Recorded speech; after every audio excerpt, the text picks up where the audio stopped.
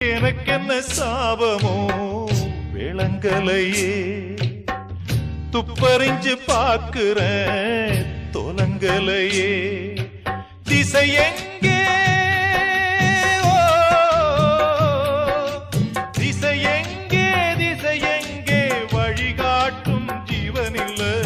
அப்ப யாரு அம்மா யாரு நானும் பார்க்கல.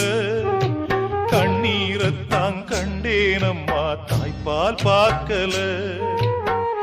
பிறக்கும் குழந்தைக்கெல்லாம் பட்டு தொட்டில்தான், எனக்கு தொட்டில் என்னமோ குப்பை தொட்டிதான்.